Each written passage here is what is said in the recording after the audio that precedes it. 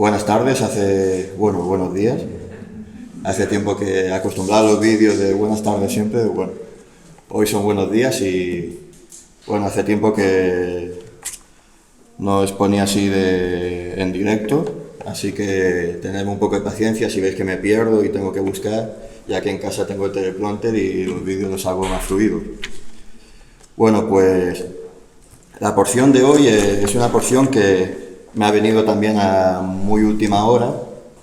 El Señor me habló ayer a las 6, después de yo tener durante casi 2 semanas un tema que era hacernos la pregunta principal de por qué estamos aquí, no en esta iglesia, sino aquí, en este mundo. Y el tema iba a ser corriendo la buena carrera. Y al final Dios me cambió todo el panorama que tenía mentalmente y me dio ayer la porción que he titulado Sonríe, que Dios está contigo. Puede que cuando hagamos la pequeña lectura del texto no tenga mucho que ver, pero ya iremos viendo paso a paso como después de hacer el breve sermón, ese resumen en 3 palabras que podemos sacar de la porción de hoy. El texto se encuentra en 1 Pedro 1, de 3 al 9. Si alguien lo quiere leer, y si no yo mismo ya lo leo.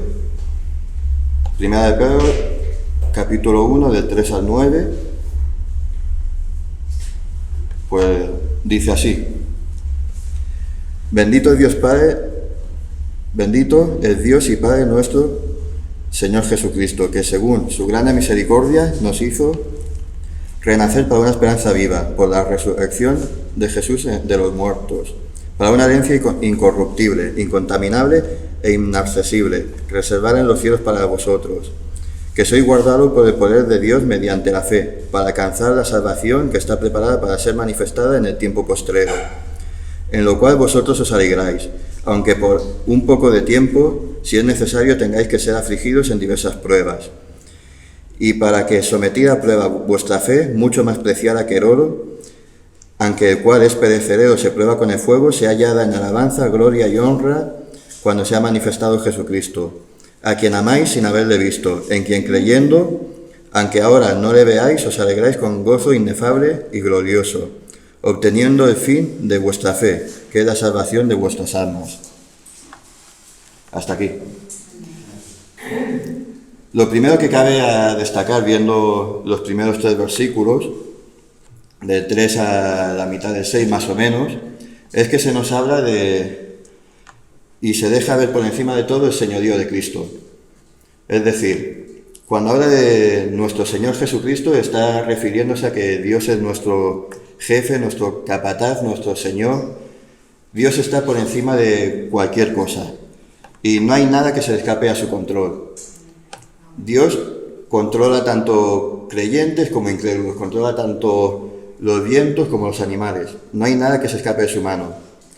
Y además se nos habla de que Dios es nuestro Padre, para los que somos sus hijos.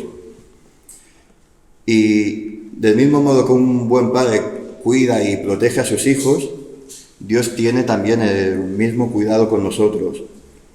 Los que hemos sido comprados por su sangre, los que intentamos morir cada día a nuestro yo para que Cristo viva en nosotros, gracias a esa fe a que Dios ha hecho que seamos sus hijos, hemos obtenido la resurrección de nuestros cuerpos por medio de su resurrección. Perdonad por la palabra.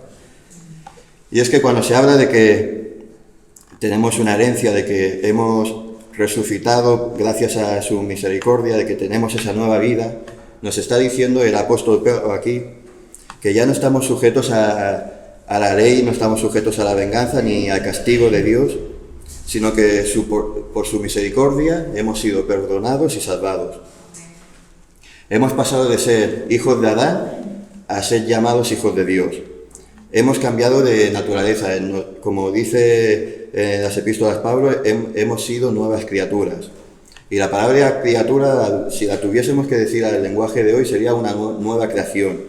Hemos pasado, como he dicho antes, que si os acordáis de mis sermones de los miércoles, la palabra Adán significa polvo y también viene a referirse a la humanidad. Hemos sido Hemos pasado de una creación de que solamente éramos polvo a pasar a ser una creación celestial, a ser sus hijos, a ser sus amigos. Y encima, gracias a ese sacrificio que Dios hizo por nosotros, que nos ha dado esa eternidad en nuestros corazones, ya estamos sentados y estamos participando de esa eternidad desde el momento que nos convertimos. En Efesios 2, de 4 al 6, dice lo siguiente: pero Dios, que es rico en misericordia, por su gran amor con que nos amó, aun estando muertos en pecado, nos dio vida juntamente con Cristo, porque por gracia sois salvos, y juntamente con Él nos resucitó, y asimismo nos hizo sentar en los lugares celestiales con Cristo Jesús. Por lo tanto, desde que hemos sido sus hijos, ya estamos sentados con Dios, tenemos comunicación directa con Él, y ya Dios ha puesto la eternidad en nuestros corazones. Esa eternidad que será solamente un suspiro, esa muerte que tengamos, ese arrebatamiento, Dios lo sabe, será un suspiro para vivirla plenamente con Él. Y es que esa herencia que se nos cita en estos 3 versículos, esa herencia que tenemos con Dios, no es como esa herencia que a veces te llega un email a correo de el príncipe de Zamundi ha muerto, si nos envías tu número de cuenta te ingresamos todos sus 6 millones de dólares que tenía. No, la herencia que nos dice aquí es una herencia real. Es una que no se acaba, como dice aquí en estas palabras tan raras, basadas en nuestro significado o en nuestro lenguaje más literal, sería que su herencia no se acaba, que no tiene fin, que no se echa a perder y que no se mengua, y que está exclusivamente reservada para nosotros.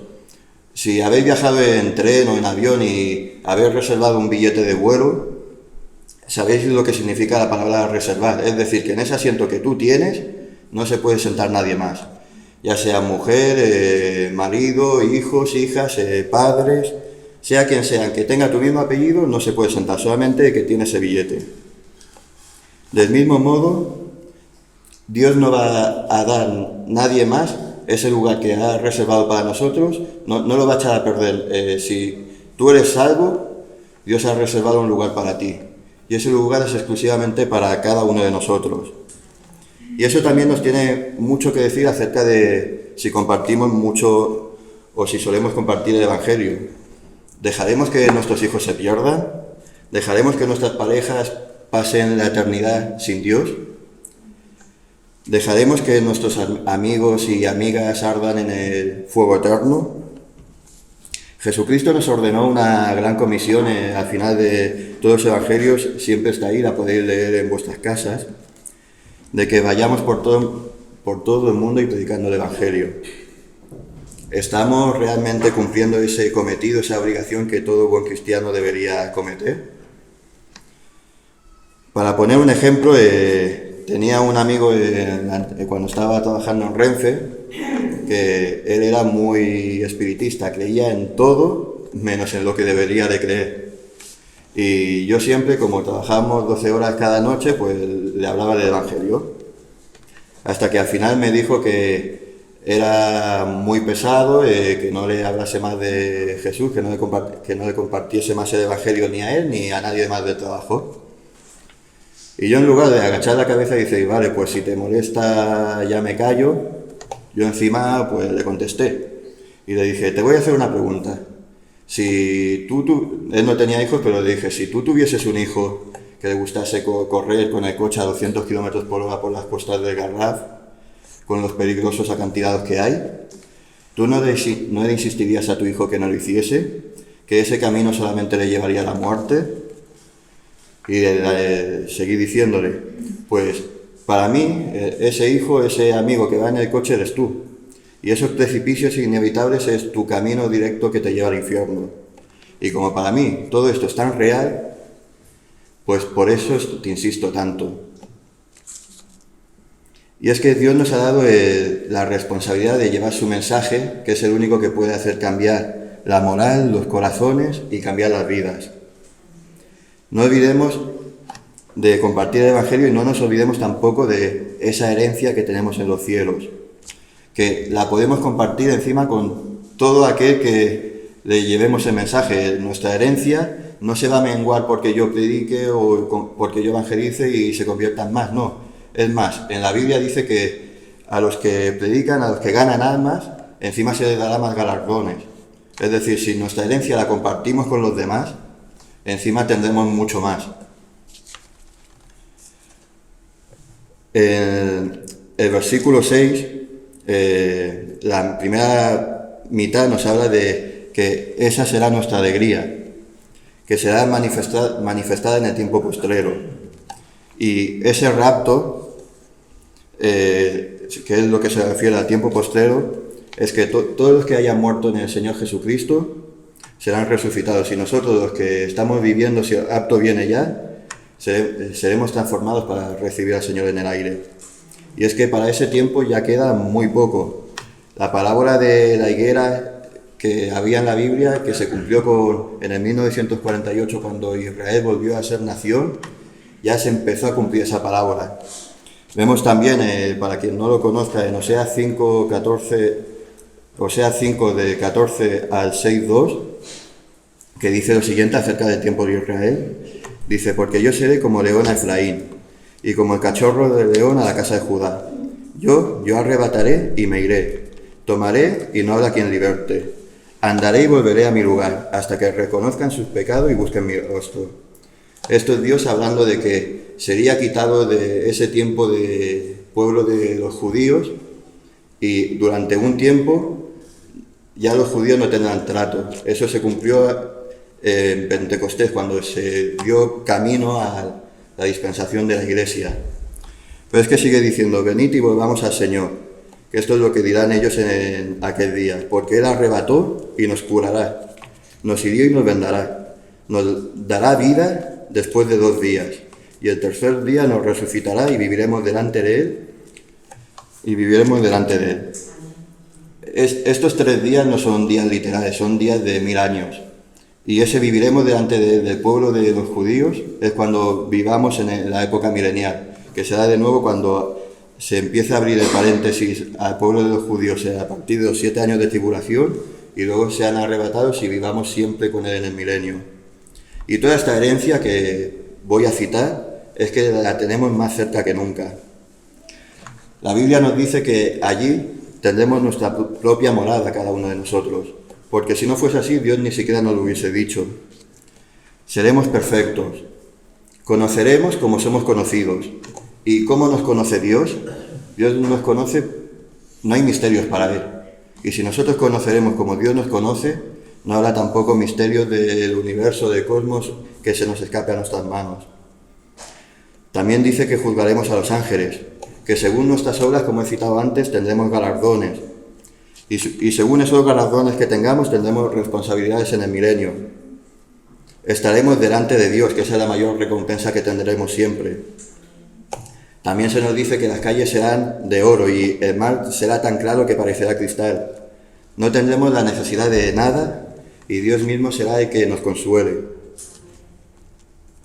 Descansaremos con nuestros padres, con los que nos antepusieron. Se nos dice también que Dios habita en la eternidad. La eternidad es fuera del tiempo, espacio y fuera de la materia. Por lo cual todos los que ya están ahí es que son segundos a que nosotros lleguemos. Para ellos el tiempo no existe, es más, Dios se ríe de nuestro tiempo. Del tiempo humano para Dios no existe. Ezequiel, cuando estaba en la cautividad, preguntándose por qué estaban ahí, Dios lo arrebató, le llevó al pasado y le hizo ver cómo todos sus padres habían pecado. Juan, de nuestro pasado, fue llevado en esa visión, en ese como fuere, al futuro, y estuvo viviendo como su presente todo lo que será de aquí a no sabemos cuánto. Para Dios el tiempo no existe. Y su venida está a la vuelta de la esquina. Esta vida es solamente un ensayo para la eternidad. De los versículos del 6 al 7 dice: en lo cual vosotros os alegráis, ahora que por un poco de tiempo, si es necesario, que tengáis que ser afligidos por diversas pruebas, para que sometida a prueba vuestra fe, mucho más preciosa que el oro, el cual perecedero se prueba con fuego, se halla en alabanza, gloria y honra cuando sea manifestado Jesucristo. Y es que, ¿qué son las pruebas comparadas con la eternidad que nos espera?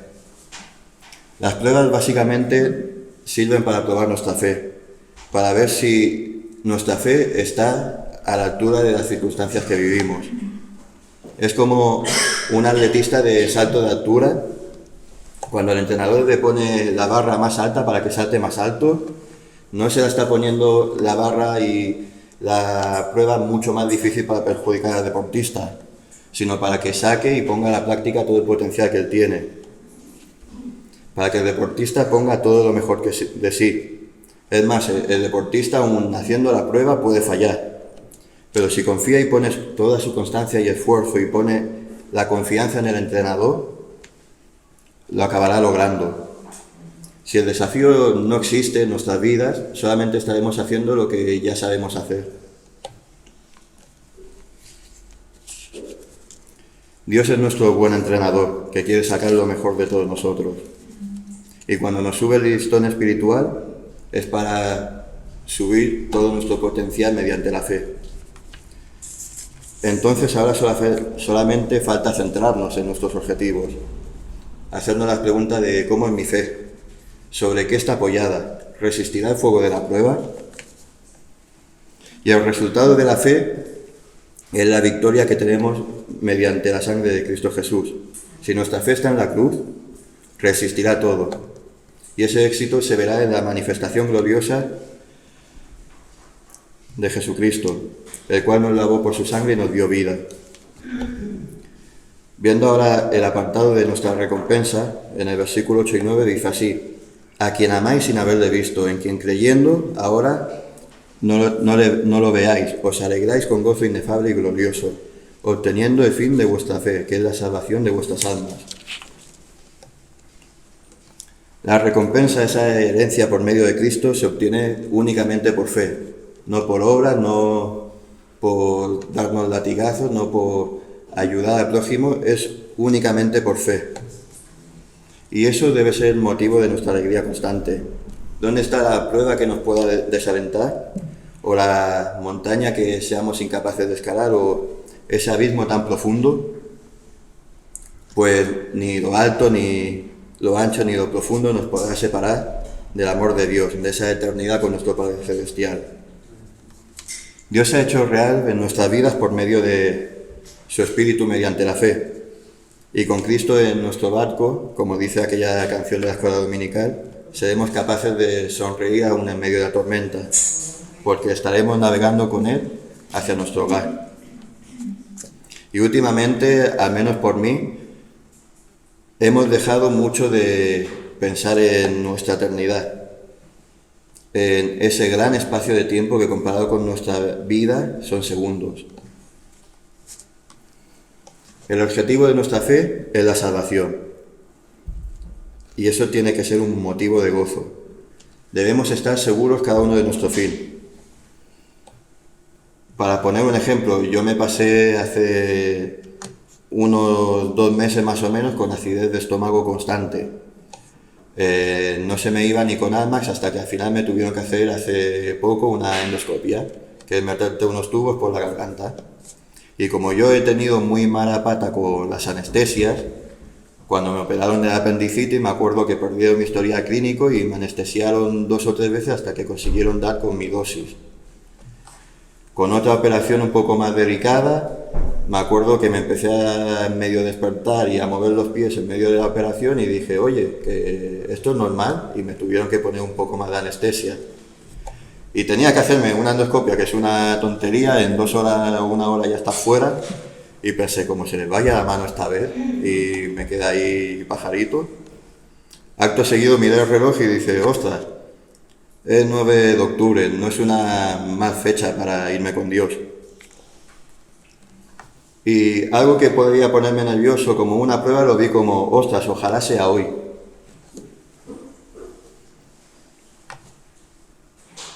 La alegría, el gozo y la paz de todo creyente tienen que ser algo de un cristianismo vital. Puede haber preocupación en nuestra vida, sí, pero no puede haber temor. En Juan se nos dice que el perfecto amor, que el amor de Dios echa fuera todo temor.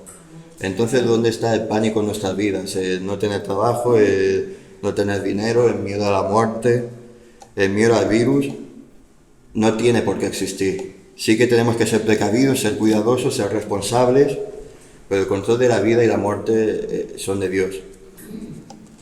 Si tú, por mucho que te cuides, por mucho que tengas tu hucha en el banco, por mucho que hagas dieta y comas 5 veces al día, si Dios te dice, necio, esta noche vienen a pedirte tu alma, todo lo que has hecho, ¿para quién será?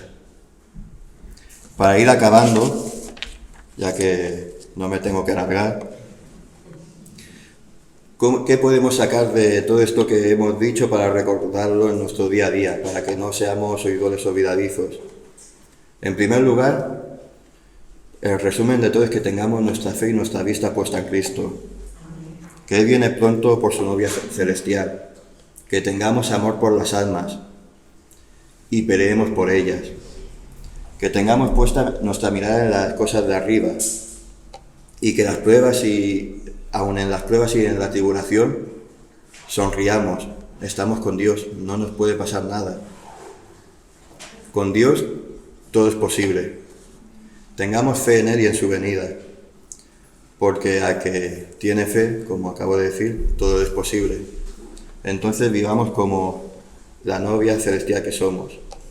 Sé que todo esto que acabo de predicar es muy fácil de decir, pero muy complicado de hacer. Entonces mi consejo es, y también el consejo bíblico, es que pongamos todas nuestras cargas y preocupaciones sobre Dios. Que ahí en los bancos donde estamos oremos y pongamos nuestras preocupaciones delante de Él, para que cuando salgamos por esta puerta, la que tenemos ahí a fondo, sí, los problemas seguirán estando, nuestras dificultades seguirán ahí, pero tendremos ese cambio de paradigma, esa confianza renovada, porque Dios estará con nosotros, a donde quiera que vayamos. Y si Dios está con nosotros, podemos sonreír siempre.